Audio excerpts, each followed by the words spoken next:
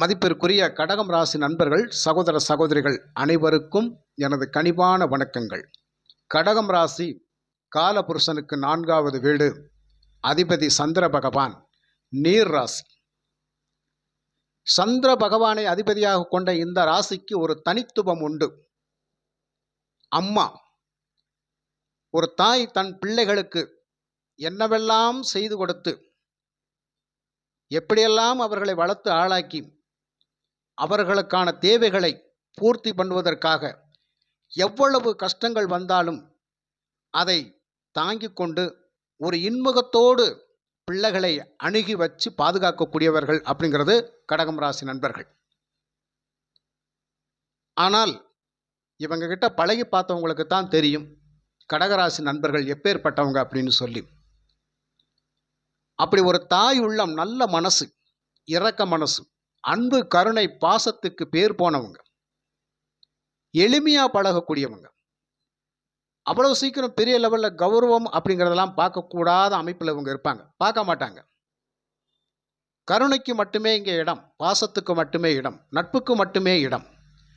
நட்புன்னு சொல்லி ஒன்று வந்துருச்சு அப்படின்னு சொன்னால் தன்னையே அர்ப்பணிக்கக்கூடியவங்க, அந்த நட்புக்காக அடிமையாகக்கூடியவங்க, பாசத்துக்காக அடிமையாகக்கூடியவங்க.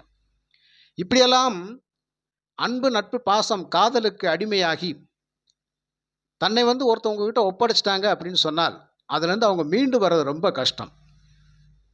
ஏன்னா அதான் சொல்லிட்டோமே, பாசத்துக்கு அடிமையானவங்க அப்படின்னு சொல்லி. தன் கூட உயிருக்குறா பழகுனவங்க ஒரு 10 நாள் பேசலை, ஒரு 2 நாள் பேசலை, நம்மளை விட்டு பிரிஞ்சு போயிட்டாங்க அப்படின்னு சொன்னால் எப்போது வருவார்கள்னு சொல்லி ஏங்கி தவிக்கக்கூடியவங்கெல்லாம் அந்த கடகராசி நண்பர்கள் தான். எந்த சூழ்நிலையிலையும் பக்கத்திலேயே இருக்கும்னு நினைப்பாங்க.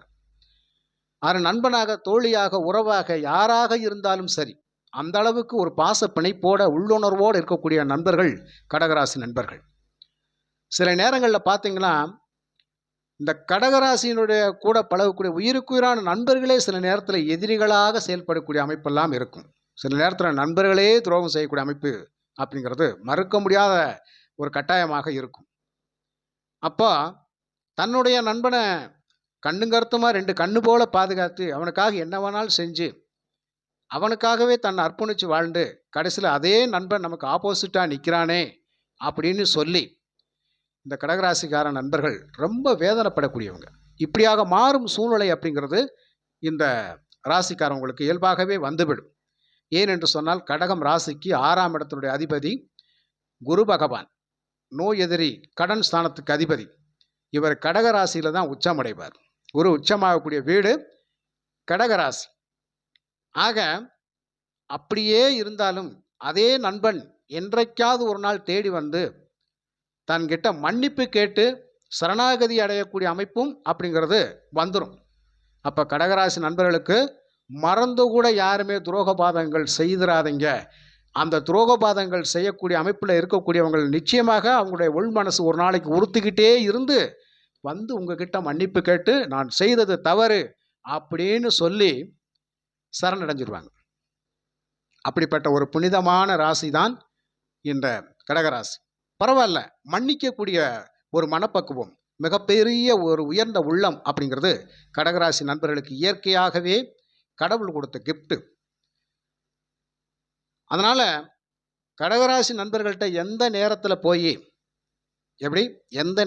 போய் எனக்கு ஒரு சின்ன உதவி வேணும், உங்களால் முடியுமா அப்படின்னு கேட்டால், என்ன இப்படி கேட்டுட்டீங்க, வேணும்னு கேளுங்க, செய்யுங்கன்னு சொல்லுங்க, செஞ்சு தரக்கு நான் ரெடியாக இருக்கேன் அப்படின்னு சொல்லி மனமும் இன்முகத்தோடு கஷ்ட நஷ்டங்கள் பாராமல் ஓடி உதவி செய்யக்கூடியவங்கள் இந்த கடகராசி நண்பர்கள். அதான் தாய் உள்ளம் கொண்டவர்கள் என்று சொல்லியாச்சே. ஆனால் வாழ்க்கையில் எவ்வளவோ நல்ல விஷயங்கள் மற்றவங்களுக்காக பண்ணி கடைசியிலேயே தனக்குன்னு எதையுமே வச்சுக்கிறாத ஒரு சூழ்நிலை இருக்கக்கூடியவர்களும் கடகராசி நண்பர்கள். எல்லாத்தையும் இழந்து விட்டு கடைசியில் ஒரு டயத்தில் அவங்க கேட்பாங்க, எனக்குன்னு ஒன்றுமே இல்லையே அப்படின்ற அந்த சுச்சுவேஷனில் கூட தன்னை பற்றி கவலைப்பட மாட்டாங்க. அவ்வளோ ஒரு நல்ல மனசு. ஆனால் இந்த நல்ல மனசுக்காரவங்களுக்கு சில நேரத்தில் பார்த்தீங்க அப்படின்னு சொன்னால் தன்னுடைய ஒரு சில பேருக்கு கடகராசி நண்பர்கள் ஒரு சில பேருக்கு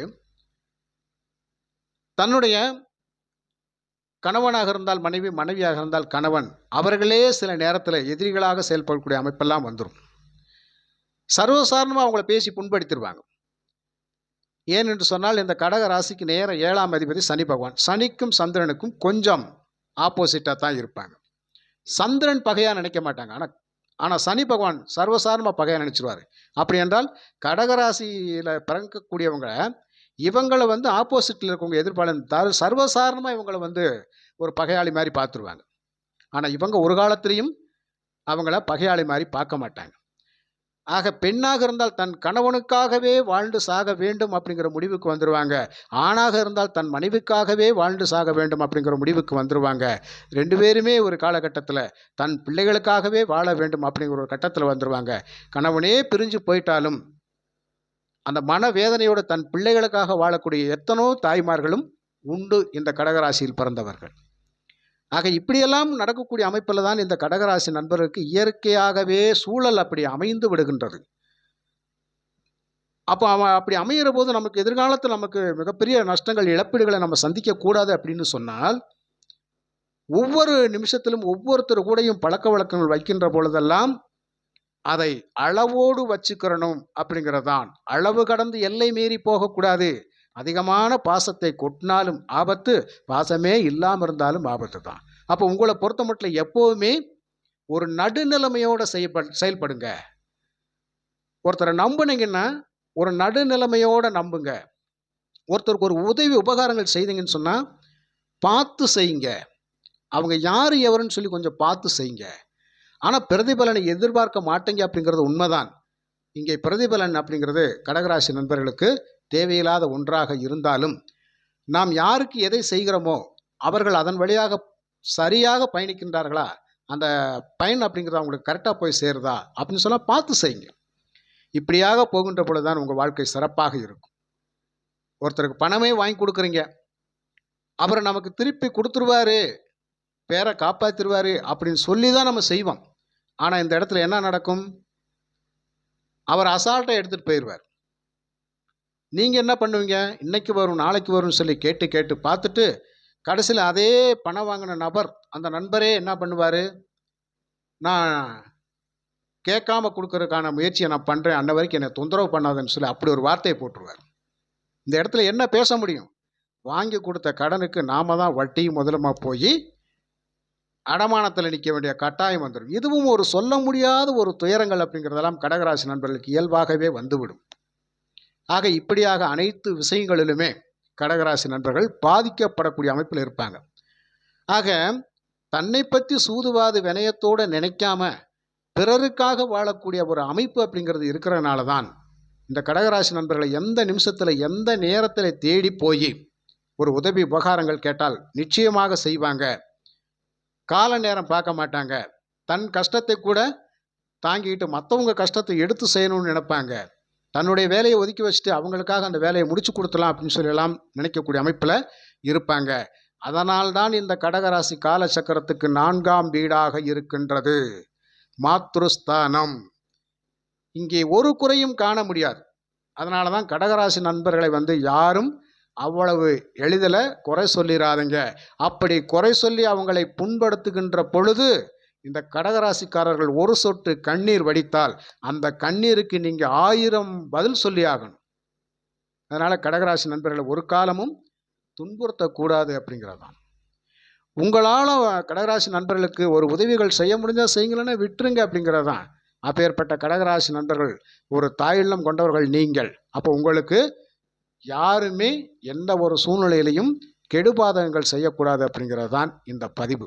அதனால் உங்களுக்குன்னு ஒரு எதிர்கால தேவையை கட்டாயம் பூர்த்தி பண்ணி வச்சுக்கோங்க. வாரி வாரி கொடுத்துட்டு கடைசியில் நாம் நடுத்தருவுக்கு வந்துடக்கூடாது. எப்பேற்பட்ட சூழ்நிலையிலும் உங்களுடைய தேவைகளை பூர்த்தி பண்ணுவதற்காக ஒரு சிறு தொகையாவது உங்கள் எதிர்கால தேவைக்கு வச்சுக்கிட்டு தெரியாமல் ரகசியமாக வச்சுக்கோங்க. எல்லாத்தையும் போட்டு உடைக்கக்கூடாது. ரகசியங்களை மற்றவங்கள்ட்ட பகிர்ந்துக்கிறாதீங்க. ரொம்ப ரகசியமாக இருங்க.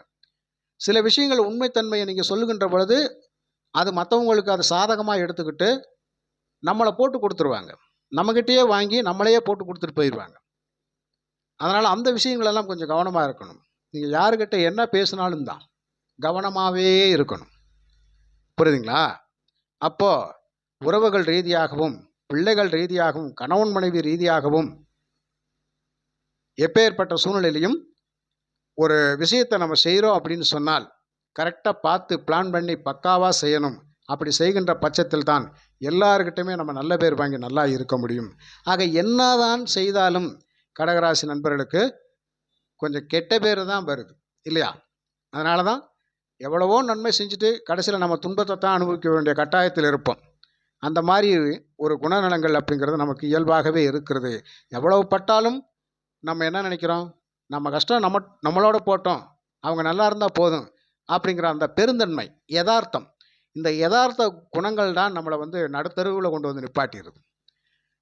அதனால் எவ்வளவோ விட்டு கொடுத்து போய், எவ்வளவோ அனுசரித்து போய் எல்லாத்தையும் ஏற்று வாழக்கூடிய நீங்கள் உங்களுக்குன்னு ஒரு எதிர்காலத்தை நாம் இப்படி தான் இருக்கணும், இறுதிக்கால வாழ்க்கை அப்படிங்கிற நமக்கு சிறப்பாக இருக்கணும் அப்படின்னு சொன்னால் கொஞ்சம் மனசில் ஒரு சுயநலம் அப்படிங்கிறத வர வைங்க. அந்த சுயநலம் அப்படிங்கிற ஒரு எண்ணம் ஒரு 100க்கு 10% இருந்தால் தான் வரக்கூடிய காலகட்டத்தில், வயதான காலகட்டத்தில் நாம் தன்னம்பிக்கையோட வாழ முடியும். அப்போ எல்லாத்தையும் வாரி வாரி அழைச்சிட்டு வயதான காலத்தில் யாரோ ஒருத்தரை நம்பி நம்ம எதிர்பார்த்து அது கிடைக்குமா கிடைக்காதா, நம்ம பசி போக்குவாங்களா போக்க மாட்டாங்களா, நம்ம கஷ்டத்தை தீர்ப்பாங்களா தீர்க்க மாட்டாங்களா அப்படின்னு சொல்லி ஒவ்வொரு வீட்டு வாசலில் போய் நம்ம நிற்க முடியுமா சாமி? நிற்க முடியாது. அப்படி நிற்கக்கூடாது. அந்த மாதிரியான ஒரு சூழ்நிலையை நீங்கள் வர வச்சுக்கோங்க. அதனால் நம்பிக்கை அப்படிங்கிறத அளவோடு வைங்க. அதுதான் உங்களுக்கு ரொம்ப நல்ல விஷயம். அப்போ யார் மீது நம்பிக்கை வைத்தாலும் அளவுடன் வைக்க வேண்டும். யார் மீது பாசம் வைத்தாலும் அளவுடன் தான் வைக்க வேண்டும். ஒரு எல்லைக்கோடு போட்டு உங்களை நீங்கள் கட்டுப்படுத்தி வச்சுக்கோங்க. அந்த கட்டுப்பாட்டுக்குள் நீங்கள் இருக்கிற வரைக்கும் உங்களுக்கு சேஃப்டி, நல்ல பாதுகாப்போடு இருப்பீங்க. இந்த பாதுகாப்பை நீங்கள் வரவழைச்சிக்கோங்க, அடுத்தவங்ககிட்ட கேட்காதீங்க.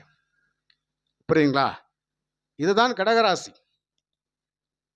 அதை விட்டுட்டு நாம் எல்லாத்தையுமே வெகுளித்தனமாகவே வெளுத்ததெல்லாம் பாலுன்னு சொல்லி வாழ்ந்துட்டோம் அப்படின்னு சொன்னால் நமக்கு என்ன கிடைக்கும்? மிகப்பெரிய நம்பிக்கை துரோகங்களும் ஏமாற்றங்களும் தான் கிடைக்கும்.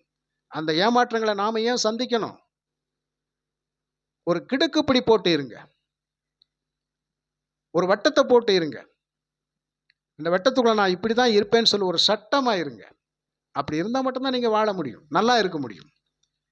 அப்படி இல்லாத பட்சத்தில் நமக்கு நிறைய கஷ்டங்கள் தான் வரும். அதனால் எதிர்கால வாழ்க்கைக்கு ஒரு திட்டம் தீட்டி நாம் இப்படி தான் இருக்கணும் அப்படிங்கிற ஒரு வரைமுறை வகுத்து ஒவ்வொரு விஷயத்திலும் யாருக்கிட்ட என்ன பண்ணணும், ஏது பண்ணணும், எப்படி நடக்கணும் அப்படிங்கிற விஷயத்த தெரிஞ்சு பண்ணி கரெக்டாக இருங்க. கடகராசி நண்பர்களுக்கு இப்போ கண்ட சனி, அஷ்டம சனி, எவ்வளவோ கஷ்டப்பட்டு வந்துட்டோம், எவ்வளவோ பார்த்தாச்சு, இனி பார்க்க மாட்டோமா அப்படிங்கிற ஒரு வைராக்கியம் உங்களுக்கு வந்துருச்சு இல்லையா? அந்த வைராக்கியத்தை வர வச்சுக்கோங்க. இப்போ நம்ம தாராளமாக நல்ல நிலைமைக்கு வருவோம் அப்படிங்கிற நம்பிக்கையோட நீங்கள் எந்த தெய்வத்தை வணங்குறீங்களோ அந்த தெய்வத்தின் மீது அதிகமாக நம்பிக்கை வச்சு பயணிங்க. நிச்சயமாக நீங்கள் நல்லா வருவீங்க. புரியுதுங்களா? கடவுள் நம்பிக்கை அப்படிங்கிறது அதிகமாக இருக்கக்கூடிய நபர்கள் நீங்கள் தான். அந்த மாதிரி வர வச்சுக்கோங்க. ஒரு பற்று பாசம் அப்படிங்கிறது மனிதர்கள் மீது அதிகமாக வைப்பதை விட தெய்வத்தின் மீதும் அதிகமாக நம்பிக்கை வைங்க. கண்டிப்பாக வாழ்க்கையில் நிறைய கஷ்ட நஷ்டங்கள் மீண்டு வெளியே வந்து நம்மளும் ஒரு நல்ல வாழ்க்கை அப்படிங்கிறது வாழ்வோம் அப்படிங்கிற நம்பிக்கையோட அடுத்த கட்ட நகர்வை நோக்கி பயணிங்க. ஒவ்வொரு விஷயத்தையும் பார்த்து பார்த்து செய்யுங்க. நிச்சயமாக வாழ்க்கையில் நீங்கள் தோக்க மாட்டீங்க. ஜெயிக்கத்தான் நீங்கள் பிறந்தவங்க, கட்டாயம் ஜெயிப்பீங்க என்று கூறி மற்றும் ஒரு நல்ல பதிவில் நான் உங்களை சந்திக்கின்றேன். நன்றி, வணக்கம்.